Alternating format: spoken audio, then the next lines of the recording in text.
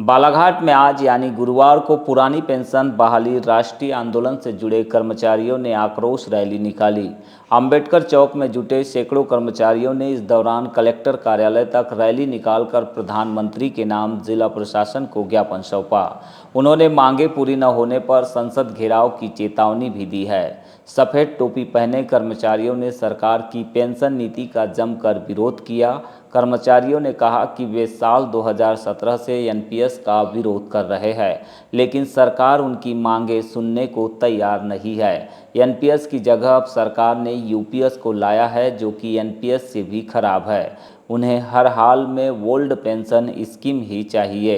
लगातार निरंकुशता से गुजर रहा है, तो वो अपने कहीं ना कहीं अपने खाके में झांके और महसूस करे कि भाई मेरी इस लड़ाई में कितने प्रतिशत सहभागिता है और मेरे अपना कितना प्रतिशत इसमें देना बाकी है।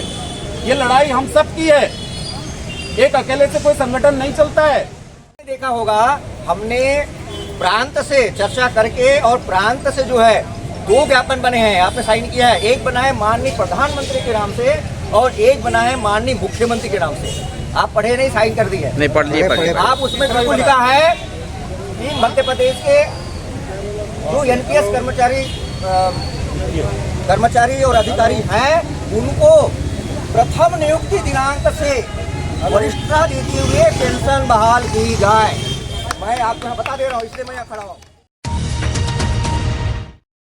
देश की राजनीति में जातिगत जनगणना का मुद्दा लगातार छाया हुआ है। इस बीच बालाघाट जिले में भी कुछ लोग एक मंच पर आकर जातीय जनगणना की मांग कर रहे हैं। इस संबंध में आगामी 29 सितंबर को होटल शीतल पैलेस में एक कार्यक्रम भी होने जा रहा है, जिसे लेकर आज आयोजक मंडल के सदस्यों ने सर्किट हाउस बालाघाट में पत्रकारों से चर्चा की।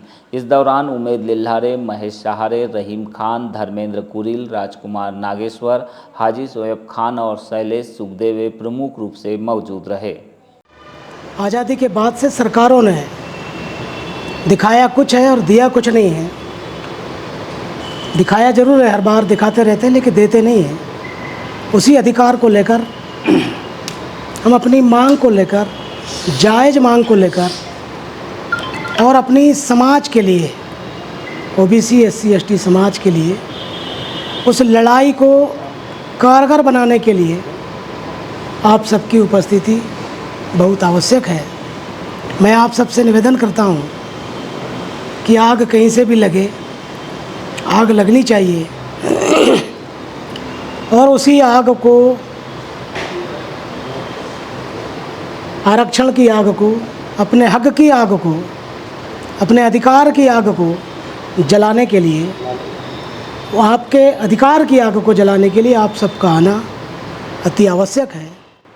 बालाघाट शीतल पैलेस होटल में जाति जनगणना के संबंध में ओबीसी एसटी एससी के सभी भाइयों को आमंत्रित किया गया है कि जाति जनगणना के होने वाले फ़ायदे क्या क्या है, उस संबंध में वहाँ बताया जाएगा।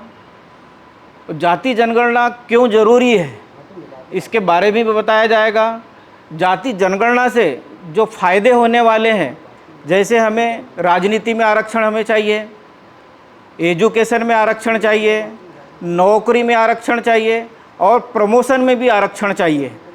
अगर ओबीसी की जनसंख्या 1931 में 52% थी, तो हमें हिस्सेदारी 52% की चाहिए। इसी आवाज़ को उठाने के लिए पुनः 1 महीने बाद आज 25 तारीख को फिर से ये पत्रकार वार्ता आयोजित करके हमारे ओबीसी संगठन के जो मुखिया हम सब साथी हैं, इनने पत्रकार वार्ता आयोजित की गई है। और जो 29 तारीख को शीतल पैलेस में 12 बजे से हमारा जो कार्यक्रम है, ये ज़िले भर के हम सभी ओबीसी वर्ग के सभी स्वजाति लोगों से, एसटी एससी वर्ग के लोगों से और ओबीसी वर्ग के लोगों से हम निवेदन करना चाह रहे हैं कि वो लोग उस दिन 29 तारीख को आएँ, अपने अधिकार की लड़ाई लड़ें, अपने अधिकार की आवाज़ उठाएं। और उसी बात को लेकर ये पत्रकार वार्ता यहाँ आयोजित की गई है। सरेखा रेलवे ओवरब्रिज पर हैवी गर्डर कार्य को देखते हुए प्रशासन ने इस मार्ग को पूरी तरह से प्रतिबंधित कर दिया है। यह मार्ग आगामी 29 सितंबर तक बंद रहेगा। इसके अलावा रेलवे अंडरब्रिज निर्माण के लिए जमीन अधिग्रहण को लेकर भी प्रशासन ने अधिसूचना जारी कर दी है। बताया गया कि जल्द ही सरेखा बाजार से होते हुए अंडरपास ब्रिज से लोग आवागमन कर सकेंगे, जिसका कार्य तेजी से पूर्णता की ओर बढ़ रहा है।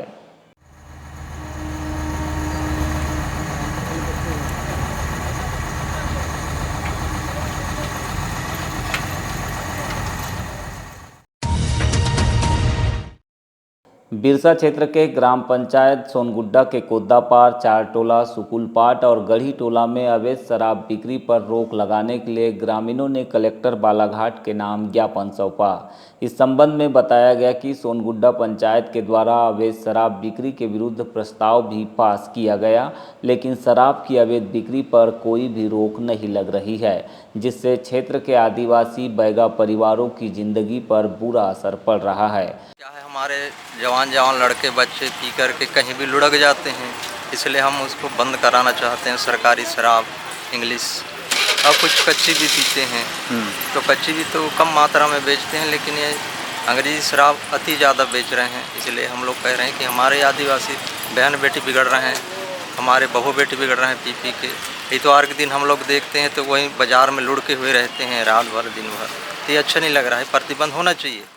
उसके वजह से ये दिक्कत है क्योंकि हमारे आदिवासी बैगे लोग निवास करते हैं, जो भी कहीं से भी अगर बड़ी मजदूरी से पैसे कमा के लाते हैं तो वो पूरे दारू पी के पूरा खर्च कर देते हैं दारू में।